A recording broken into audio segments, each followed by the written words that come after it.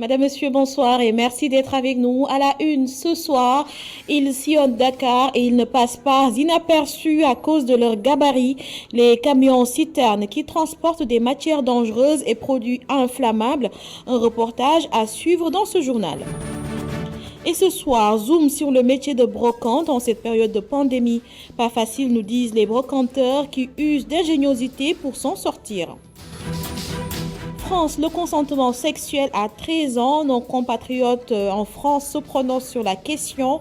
Une loi qu'ils recusent avec la dernière énergie pour la plupart. Pour finir, comme tous les samedis, votre rubrique L'article de la semaine. Le quotidien Enquête à l'honneur ce soir.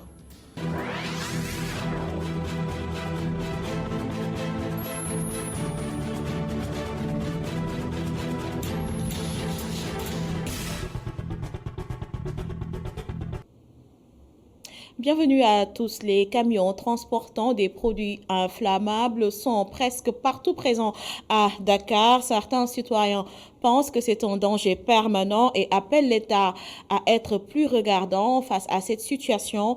Cependant, les entreprises de transport visitées ne souhaitent pas piper mot sur le sujet. C'est un reportage de Mohamed Ndiaye.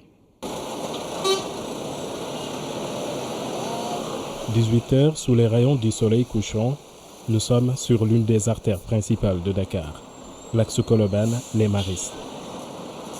À quelques heures du couvre-feu, au milieu des embouteillages monstres, des camions-citernes transportant des produits inflammables. Pour ce commerçant, c'est un danger qu'il côtoie toujours. Il interpelle l'État du Sénégal. Les camions-citernes qui transportent des hydrocarbures constituent un réel danger. Ils peuvent créer des explosions à tout moment. Je crois que l'État doit régler cela pour éviter d'éventuelles catastrophes. Une situation qui préoccupe plus d'un. Ce père de famille abonde dans le même sens et appelle à plus de vigilance. La sécurité des uns et des autres prime surtout. Nous devons veiller à la survie de tout un chacun en procédant à la vérification de ces genres de véhicules.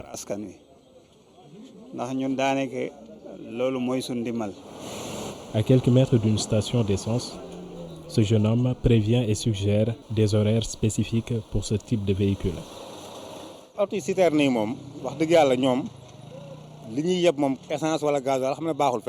Le transport de ce combustible constitue un danger, même s'il faut reconnaître la qualité des véhicules qui les transportent. Mais compte tenu des aléas de la circulation, il serait plus juste de revoir leurs horaires.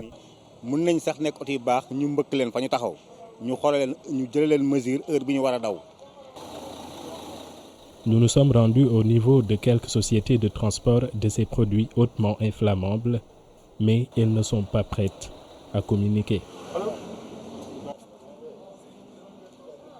Un petit tour au marché nous fait constater cette flambée du prix de l'œuf depuis au moins 3 mois. L'unité est passée de 100 francs à 125 francs et la tablette de 2500 à 3000. Un reportage de Aïssatou Kane et Seydina Mbaye. Le prix de l'œuf a flambé depuis 3 mois, même plus. Cette hausse entraîne une pénurie et plombe le business. Le prix de la tablette a augmenté après le Magal de Touba, une semaine après le Magal, pour être juste. Je pense qu'il n'y a pas assez de producteurs, raison pour laquelle il y a une pénurie d'œufs. S'il y avait des producteurs comme Sedima, nous n'en serions pas là. Malgré la hausse, les consommateurs prennent sur eux. Les œufs coûtent cher, il y en a qui le vendent à 2800 francs ou à 3000 francs. D'autres mettent dans des sachets à 300 ou 250 francs. À chaque fois que les prix augmentent, ça se répercute directement sur nos clients. C'est compliqué, mais il faut qu'on prenne sur nous quand même. Malgré le nombre important de sociétés qui s'activent dans le domaine, la production des œufs est au ralenti. La grippe aviaire à Pout enfonce le clou et les aviculteurs craignent une baisse de leurs revenus. À la découverte du métier de brocante, une activité qui marchait bien avant la Covid, nous disent les acteurs. Aujourd'hui, leurs chiffres d'affaires connaissent une grosse dégringolade. Cependant, les brocanteurs tentent tant bien que mal de joindre les deux bouts en diversifiant leurs activités. Détails avec Abdourahman Li et Augustin Mandan. de 80% de bénéfices avant la Covid-19. Aujourd'hui, le chiffre d'affaires de Abdou Latif Pan dégringole jusqu'à plus de 70%. Un brocanteur qui achète des réfrigérateurs, des cuisinières, entre autres, de Ghanéens qui les importent d'Allemagne. Aujourd'hui, il ne veut plus dépendre de cette activité. Aujourd'hui, la plupart des produits qu'on vend, on les tient des clients qui nous les vendent. Nous n'avons plus assez d'argent. Débourser par exemple 700 000 pour acheter des réfrigérateurs et espérer avoir des acheteurs comme avant, c'est très difficile pour ne pas dire impossible. Aujourd'hui, même si j'avais encore cet argent, jamais je ne vais risquer de l'investir dans ça. Les priorités sont ailleurs. Une activité qui marchait parfaitement avant l'entrée de la Covid-19 au Sénégal, du côté de cette autre brocanteuse. À cause de ce virus justement qui a impacté ses activités, elle dit être restée au moins un mois sans travailler. Mon patron avait du mal à me payer convenablement, mon Dieu. Raison pour laquelle j'avais préféré rester chez moi. Il avait beaucoup trop de charges. En plus, on ne gagnait plus comme avant. Une baisse importante du prix des produits qu'ils revendent. Et ce, bien malgré eux. Ils ne lâchent pas prise pour autant, dans l'espoir de rentrer à la maison en fin de la journée avec quelque chose dans les poches. 32 pouces, 250. La télévision que nous vendions à 250 000 francs, aujourd'hui nous la vendons à 230 000. Et bien sûr, c'est le coronavirus qui dicte sa loi. Même le réfrigérateur qui avait un prix fixe de 200 000 francs a connu une baisse considérable.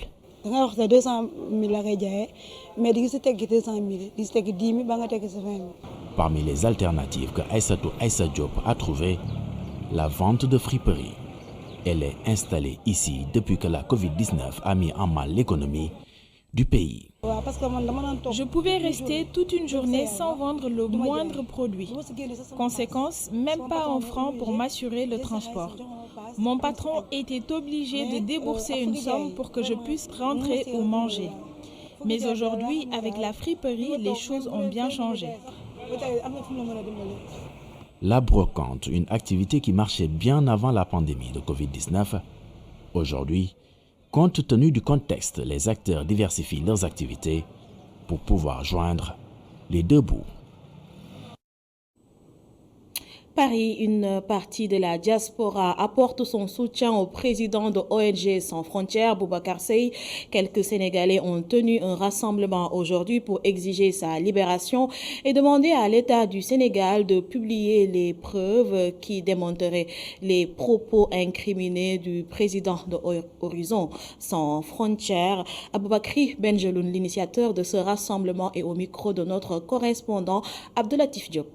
Je voulais dire, c'est que Boubacar Seye, ce qu'il a dit, c'est simplement porter le débat de la diaspora, porter les questions qui existent au sein de la diaspora, il les a portées au Sénégal.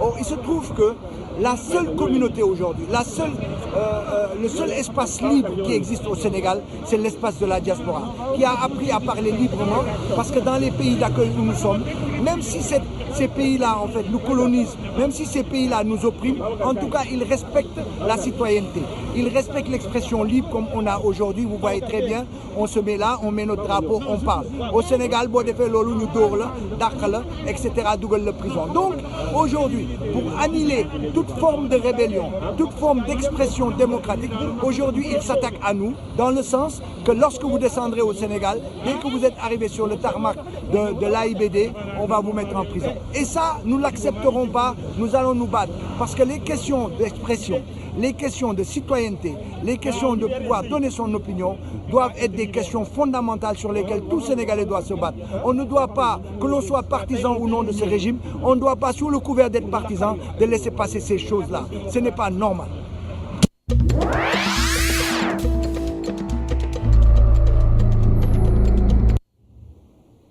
Et direction le Maroc, le royaume chérifien ouvre le bal de la vaccination sur le continent africain avec le démarrage de sa campagne contre la Covid-19. Le roi Mohamed VI a reçu la première dose suivie de ses sujets. Le royaume a commandé 65 millions de vaccins. Tous les citoyens marocains résidents âgés de 17 ans et plus sont concernés par cette campagne vaccinale. À terme, donc, 25 millions de Marocains devraient être vaccinés. Et l'Algérie emboîte le pas à son voisin. C'est à Blida, dans le centre du pays, qu'a débuté ce samedi même la campagne de vaccination. Les premières doses du vaccin russe Sputnik V sont arrivées vendredi à l'aéroport militaire de Boufarik, dans la préfecture de Blida. C'est en effet cette ville qui a été le premier épicentre de la maladie dans le pays et l'une des plus touchées. Le ministre a ajouté que la vaccination concernerait d'abord le personnel médical, les personnes âgées et les malades chroniques. Le plus grand pays du Maghreb doit également recevoir un lot de vaccins Sinopharm dans les prochains jours en provenance de la Chine, autre partenaire traditionnel de l'Algérie. D'autres vaccins seront bientôt réceptionnés de Chine, d'Inde et d'autres pays, a promis le ministre de la Communication. Le professeur Riyad Mahyaoui, membre du comité scientifique, a récemment fait état d'une commande auprès du laboratoire britannique AstraZeneca et de l'université d'Oxford. Les premières doses du vaccin d'AstraZeneca Oxford sont attendues le mois prochain, a-t-il indiqué. Un consentement sexuel à 13 ans. Une sénatrice française propose cette loi qui devient déjà très controversée. Les familles sénégalaises qui vivent dans l'Hexagone affichent leur désaccord et se montrent très exaspérées. Le Sénat français a examiné ce jeudi une proposition de loi devant considérer comme un crime sexuel toute relation intime entre un adulte et un enfant de moins de 13 ans. Autrement dit, la sénatrice Annick Billon de l'UDI qui porte cette loi propose le consentement sexuel dès l'âge de 13 ans. Une loi très controversée en France qui sonne comme une provocation au sein de beaucoup de familles. Des parents sénégalais résidant à Paris hurlent leur colère. Non, je ne suis pas d'accord. Non, je ne suis pas d'accord. Non. On ne peut pas faire ça. Non. Cette proposition de loi irrite également une mère sénégalaise. Madame Tal affiche son désaccord et propose même une marche de protestation. Franchement, ça me dépasse parce que comme nous, en tant que Sénégalais, on ne connaît pas ça. Donc c'est trop. C'est vraiment trop. Nous, on ne connaît pas ça. C'est ça notre problème. Je suis du Sénégal parce qu'on n'a pas vécu ça dans notre vie. Et je crois que c'est une très mauvaise loi. C'est très, très, très dangereux, surtout pour que les enfants d'aujourd'hui, avec tout ce qu'ils connaissent et tout ce qu'ils voient sur les écrans, ça va être la catastrophe. Par contre, d'autres préfèrent relativiser et y voient une façon pour les enfants qui vivent en France de pouvoir avoir une idée de la sexualité avant l'âge adulte. Moi, j'ai deux points de vue. Si cette loi passe, c'est vrai, ça peut pervertir nos enfants. Mais aussi, ça peut permettre à nos enfants de gagner de l'expérience, de connaître un peu la sexualité avant 15-18 ans, comme on le faisait nous à nos temps. Voilà, c'est ça mon point de vue.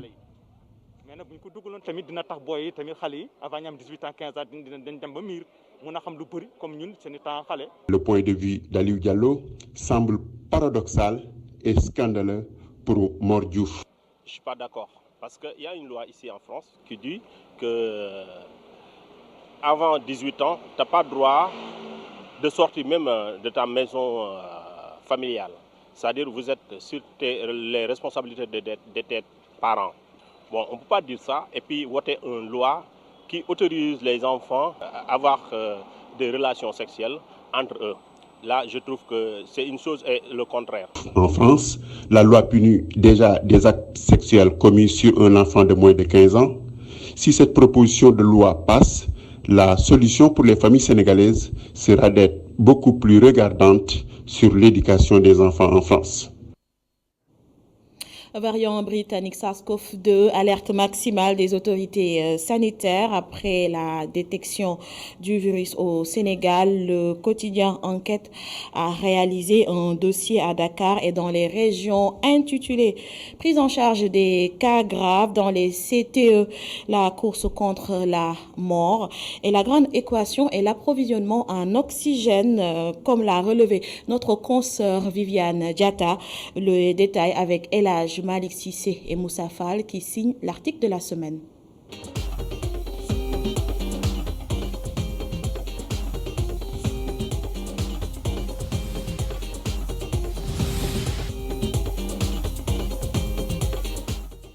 L'inquiétude est réelle après la découverte du variant britannique au Sénégal, une présence qui va sans nul doute faire des dégâts. Le quotidien Enquête s'arrête sur la prise en charge des cas graves dans les CTE, comprenez Centre de traitement des épidémies à Dakar, Thiès, Matam, Diourbel et Tambacounda. Le dossier a été réalisé par moi-même et mes collègues qui sont dans les régions. La course contre la mort, on connaît tous que la pandémie de la Covid est une maladie très très dangereuse. Et plus on prend tôt les cas, mieux c'est. Donc si on tarde, on voit qu'il y a énormément de cas graves, il y a énormément de décès, surtout ces derniers jours. Donc c'est ce qui explique en quelque sorte le titre. Il faut faire le tour des CTE pour comprendre. Parce que actuellement, je dirais pas que les CTE sont pleins, mais on tend vers ça. Parce que il y a tout le temps les cas. Mais vous savez énormément que le nombre de cas évolue de jour en jour. Et puis les places dans les CTE, même si les places sont nombreuses, mais avec le nombre exorbitant, on peut dire que les places ne sont pas assez nombreuses vu le nombre de patients qu'il y a. Dans les CTE, l'approvisionnement correct en oxygène reste et demeure la grande crainte. Et oui, les patients hospitalisés consommeraient énormément d'oxygène, 10 à 15 litres par minute. C'est là où se trouve le problème parce que l'autre jour, le directeur général le directeur du SAMU national l'a dit, les malades qui consomment 10 à 15 litres par minute d'oxygène. Et tout le monde sait que le Sénégal est un pays, je dirais, pauvre, entre guillemets. Et on a tout le temps des problèmes pour la prise en charge concernant l'équipement, le matériel. Pour ce qui est de l'oxygène, c'est là où se trouve la crainte. Parce que quand un patient consomme 10 à 15 litres par minute, donc il faut qu'on s'inquiète. Est-ce qu'à un moment donné, on ne va pas arriver à un problème de rupture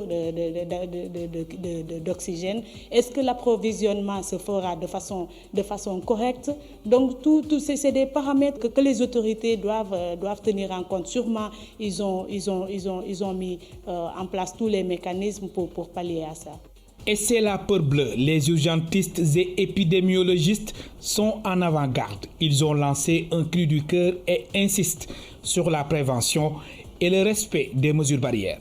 Ils ont fait un cri du cœur parce qu'ils ont constaté que la population n'est pas en train de respecter les mesures barrières. Actuellement, tout le monde fait ce qu'il veut.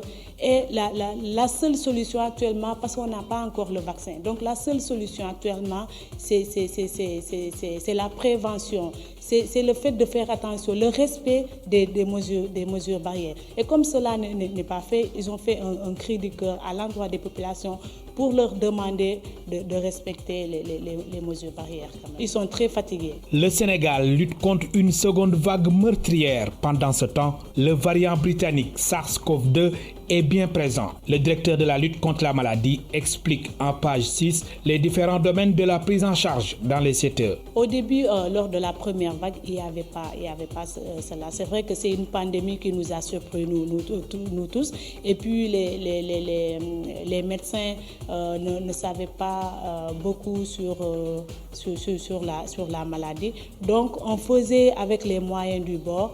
Il n'y avait pas tout cet équipement dans les CTE. Mais actuellement, avec cette deuxième vague-là, le ministre a donné des instructions pour qu'on mette sur tous les lits des CTE de l'oxygène. Thiès, un cas grave. Matam, des CTE pas bien lotis. Diourbel, un défaut de spécialiste noté. À Tambacounda, le CTE en équilibre précaire. Le défi pour ma consoeur réside dans la prise en charge.